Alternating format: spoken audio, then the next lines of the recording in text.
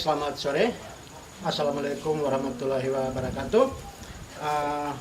Perkenalkan, nama saya Setira Sulema, pendamping PKH Desa Anun Mafo, Kecamatan Amabel, Kota Timur, Kabupaten Kupang, Provinsi Nusa Tenggara Timur. Pada kesempatan hari ini saya akan mempresentasikan video yang mana menjelaskan tentang pencegahan dan penanganan stunting melalui pemenuhan kesejahteraan ibu hamil, yang mana tercantum pada modul 3, sesi 2, dan langkah 1. Terima kasih, selamat sore dan selamat menyaksikan. Baik, selamat malam mama-mama sekalian. Selamat malam. Beta ucapkan selamat datang dan selamat bertemu untuk kesempatan kali ini. Memang kemarin kita sudah ketemu, tapi kita bersyukur bahwa ini malam kita bisa ketemu kembali.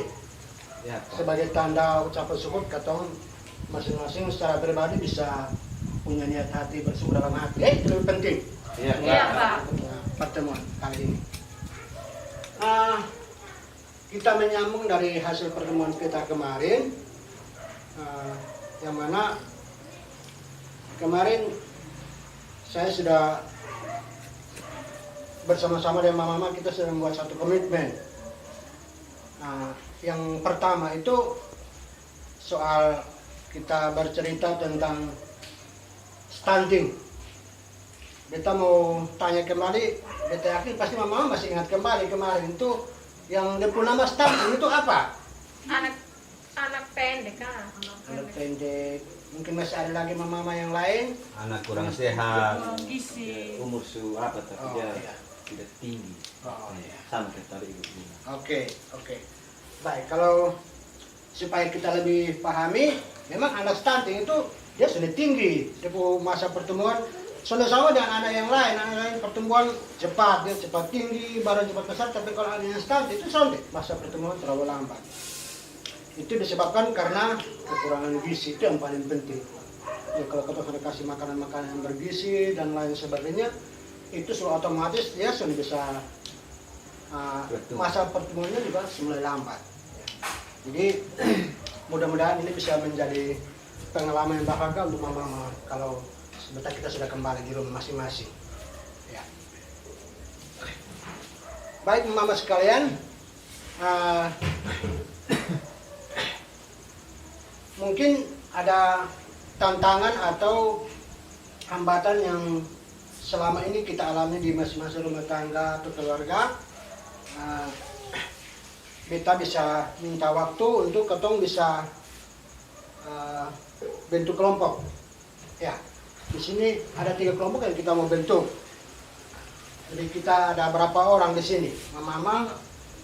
Ada 5, Pak. 2, 4, 5. Baik, kalau begitu kita bentuk dalam 3 kelompok.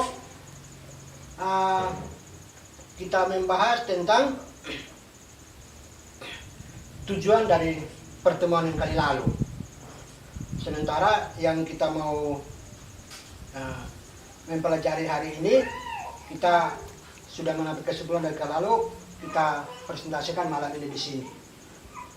Saya yakin mama pasti sudah bisa, tidak perlu saya jelaskan satu persatu. Mama sudah dewasa semua.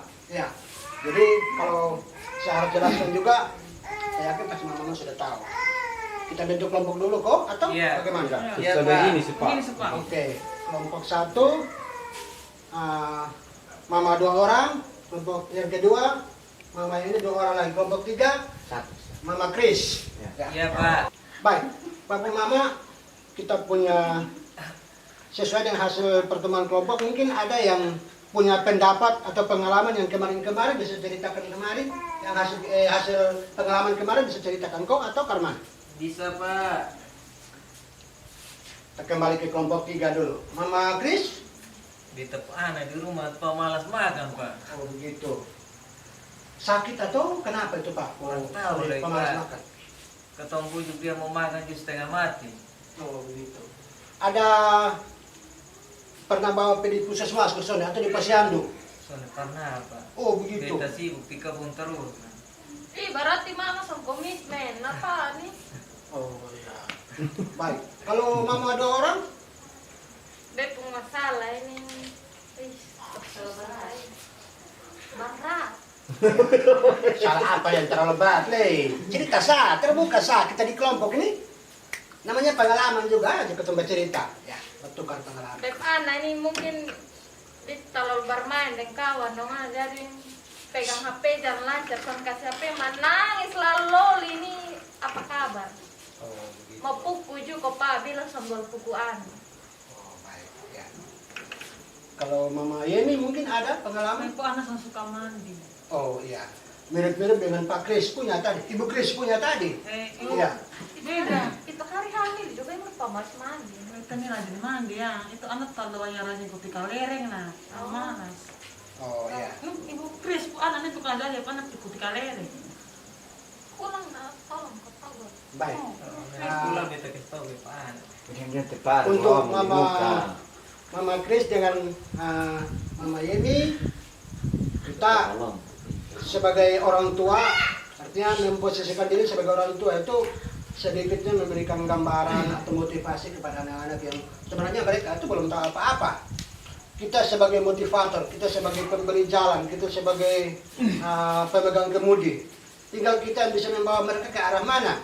Apakah harus membawa mereka ke arah jalan yang benar atau ke jalan yang salah? Semua tergantung di kita. Jadi mudah-mudahan kalau kita sudah kembali sebentar bisa kembali memotivasi anak dengan cara kita sendiri, tidak perlu menunggu dari orang lain. Memotivasi anak untuk dia bisa merubah apa yang sebelumnya dia buat. Mungkin dari sebelumnya dia tidak bisa makan, cara apa yang kita harus buat supaya dia bisa kembali makan atau minum. Nah, begitu juga pemalas mandi, awalnya begitu, dia bisa kembali mandi seperti sebelumnya itu. Ya. Mama berdua bagaimana? Ada pengalaman di rumah? Kalau saya anaknya tidak suka makan sayur, Pak. Oh begitu. Maunya makan telur terus. Oh. Tapi sayur dia tidak suka. Oh, iya. Selain itu masih ada lagi atau? Nah, itu anak itu dia mana? Itu dia mete. Ada dia bang siang. Bikin apa saya itu Pak? Malam boleh malam dia mau tidur tidur memang. Oh Buat begitu. kesempatan menang saya. Dia pesa. Oh, Dia tidur bang siang. Iko di mama. baik Mama. Pengalaman lagi ya. Ini saya punya pengalaman sama ceritain Mama ya. Kalau dulu katong sebelum sekolah tuh masa-masa kita tuh belum ada HP. Jadi pulang kerja malam dari kebun atau dari mana datang kan malam kita hanya bisa mau tidur. Televisi saya tidak ada. Jadi kalau beda dengan anak-anak zaman sekarang, aktivitas mereka itu kebanyakan hanya untuk HP saja. Sampai kita suruh mereka mau ambil air atau apa tidak bisa. Jadi kembali semua ke kita sebagai orang tua, bagaimana memotivasi anak itu agar dia bisa merubah pola pikirnya sejak masa kecil. Jangan tunggu sampai dia dewasa dulu. Sudah terlanjur di SMP mau masuk SMA sudah tidak bisa lagi, sudah lewat dia punya masa. Jadi harus masa-masa kecil kita lebih mengarahkan dia ke jalan yang benar, terus kawal dia sampai dia sudah dewasa, sudah menjadi kebiasaan dia untuk bisa mempertahankan itu. Bisa dipertahankan, bisa dibuat di rumah nanti Bisa Pak. Baik. Saya yakin pasti mama bisa semua ini. Ya. Bisa Pak. Oke. Baik, mama beta kembali mengajak mama untuk kita berdiri. Kita mau yel dulu. Iya Kita sendiri Pak. siapa? Perut saya. Oh begitu. Iya, Pak. Oke, kalau mama kalau berhalangan tidak apa-apa, bisa silakan duduk sambil gerakan-gerakan Oh tangan. iya. Nah, Iya. Imbang halangan. Hamil kong. Sudah 5 bulan. Terlalu berat kalau bangun. Iya.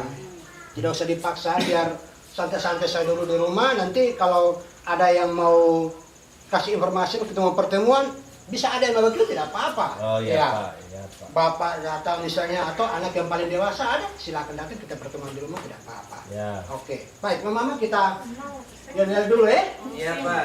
Kita kalau saya bilang ibu hamil, mama sambung lagi. Iya. Nah, mari kita beri dukungan dengan memberikan gerakan begini atau begini boleh. Boleh saja. Ya. Oke, kita langsung. Ibu hamil, Mari kita beri dukungan. sekali lagi. Ibu hamil, Mari kita beri dukungan. terima kasih. Silakan duduk mama. Oke, Baik, Mama, kita sudah kembali seperti biasa. Tadinya kita dalam keadaan berdiri, kita memberikan gerakan yel-yel. Sekarang masuk pada pertanyaannya untuk Mama sekalian. Tadi artinya selain yang saya tahu sekarang Mama siapa tadi? Mama Novi Mama Novi dalam keadaan hamil berapa bulan Mama? 5. 5 bulan. Masih ada lagi kok yang hamil. Ini Tapi mungkin sudah bohong dari tadi. itu Sama- sama posyandu kan. Lupa. Oh begitu. Mama sudah berapa bulan hamil? Mama? Sudah 7. 7. Oke. Tadi kalau Mama dari kemarin-kemarin ada pilih posyandu, khusus diperiksa kehamilan dulu. Malas Pak. Oh, iya. Kenapa pemalas? Kan ada yang bantu nih Pak. Oh begitu. Baik. Kalau begitu saya kasih saran. Kita punya proses kehamilan itu kita melahirkan normal atau tidak juga semua tergantung dari kita ya Mama. Jadi kesadaran kita mau ke posyandu atau ke puskesmas itu tidak perlu orang lain harus paksakan kita untuk harus ke posyandu atau ke puskesmas karena kita punya kondisi kehamilan. Nah, semua tergantung kita. Jadi mudah-mudahan kalau besok atau lusa misalnya tiba-tiba ada informasi atau di posyandu biasanya ada jadwal di posyandu itu kunjungan ke posyandu tanggal berapa ya. Mama bisa langsung atur waktu untuk harus ke sana, tidak usah di rumah saja bisa Iya Pak. Oke ya baik. Lanjutkan lagi Mama. Ada pembagian kelompok lagi ya. Pembagian kelompok ini dia menyangkut dan sebentar ketemu omong dari 2 kelompok ini kita omong apa yang kita harus buat di ketemu lingkungan atau di masyarakat kalau ada ketemu saudara yang sedang hamil. Ya, itu yang pertama. Yang kedua, di ketumpung dalam rumah tangga kalau ada yang hamil, apa yang harus kita buat? Jadi ada 2 Yang pertama itu di masyarakat tetangga dong. Kalau ada yang hamil, apa yang kita harus buat untuk dong? Ya. Wujud dukungan kita harus buat apa? Harus yang kedua, dalam ketumpung keluarga sendiri. Ketumpung mama atau siapa yang hamil, apa yang kata dalam rumah itu buat untuk dia. Iya. Supaya selama masa kehamilan dia jangan stres dan lain-lain. Ya. Saya kasih kesempatan kok Pakai kelompok yang tadi. pakai kelompok ya. Tapi yang tadi itu ada 3 kelompok sekarang dalam bentuk 2 kelompok sah. Tinggal tarik masih Ibu Pris bisa Iya. kenal. Itu sama-sama di mana nih? Ibu Kris, saya tentukan untuk masuk di salah satu kelompok atau mau gabung sendiri. Terserah Ibu Kris sah. Mana-mana sepak saya. Oke, baik. Kalau begitu Ibu Kris biar gabung dengan kelompok kedua saja dengan Iya, Pak. Ibu Yemi dan temannya. Baik, saya kasih waktu 2 menit. Ini sudah lama. Sudah lama pasti semua sudah dapat jawaban ini. Yang ketemu alami dalam ketumpung keluarga dan masyarakat itu pasti kasih tahu memang tinggal Pak omong sah. Ya, Tapi kan kelompok 1 bahas yang dalam keluarga tuh Pak. iya.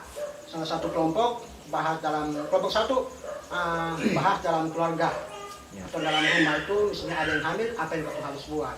Sementara kelompok berikut, kelompok 2 membahas kalau ketemu di tetangga atau masyarakat ada yang hamil, apa yang kita harus buat. Ya. Saya kasih waktu 2 menit sah. Sudah Pak. Oke, baik, terima kasih. 2 kelompok ini saya kasih waktu, mungkin ada yang mau menjawab, mana yang dahulu? Kelompok Kelompok 1 atau 2? Oke. Kelompok 1. Oke. Mama Novi bagaimana?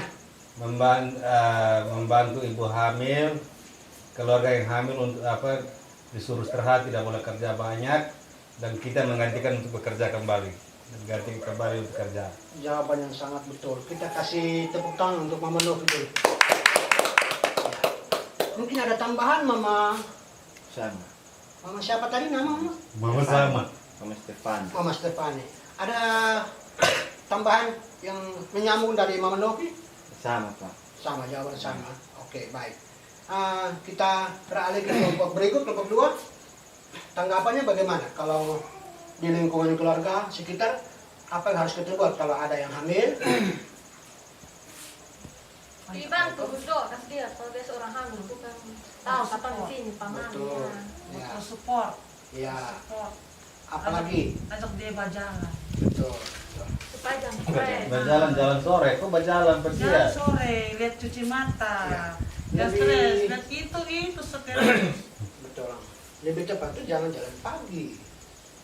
Jalan sore, Di pagi sekali matahari sudah tinggi tidak usah lagi kembali rumah istirahat dulu. Sore barangkali itu bisa. Sore, Ya. supaya lihat pemandangan. Jadi apa yang mama ceritakan itu sudah betul semua, tidak ada yang salah.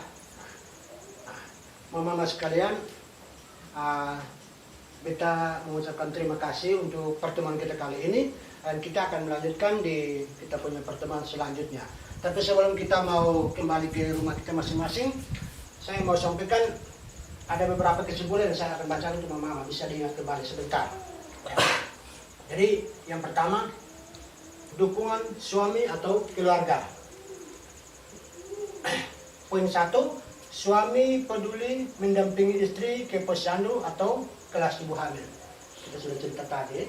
Ini hanya sekedar mengingatkan kembali saja. Ya. Yang berikut, suami dan anggota keluarga memberikan informasi tentang kehamilan yang tepat. Ya. Ya, Saya kira memang sudah tahu tadi. sudah. Ya. Di sini. Yang berikutnya, saat suami mendampingi istri periksa kehamilan keluarga, keluarga yang lain bisa menggantikan peran ibu untuk memasak. Jadi kalau ibu sudah keluar mungkin menuju ke posyandu atau ke puskesmas, yang mengurus dalam rumah tangga siapa? Pasti suami. Suami harus merasa bahwa peran suami juga sangat penting untuk urusan dalam rumah tangga. Jadi bisa membantu ibu ketika ibu melakukan pemeriksaan kesehatan di posyandu atau di puskesmas. Ya. Yang berikut, sering mengunjungi atau menjenguk ibu hamil. Itu ke masyarakat. Itu untuk kita di lingkungan masyarakat. Yang kedua, mendoakan keselamatan ibu dan bayi. Ketiga, memberikan nasihat yang positif. Amin bisa. Jadi ini kesimpulannya saya rasa sudah tepat tadi yang kita buat semua sudah pas. Ini dan Iya, Pak. Yang berikutnya membagikan pengalaman hamil, membantu berbagi keperluan semasa hamil atau saat melahirkan. Jadi modern. Dan yang terakhir, berusaha semampunya untuk membantu ibu hamil yang kesulitan keuangan dalam persiapan persalinan. Baik, dari hasil kesimpulan ini mudah-mudahan kita bisa jadikan ini sebagai pengalaman berharga untuk kita kembali ke rumah tangga kita masing-masing, supaya setidaknya sedikit merubah kita punya pola pikir dan itu bisa membuat kita sebagai motivator terhadap kita punya anak-anak untuk bisa memperbaiki masa depan mereka. Terima kasih Mama, selamat sore dan sampai ketemu kembali. Selamat sore.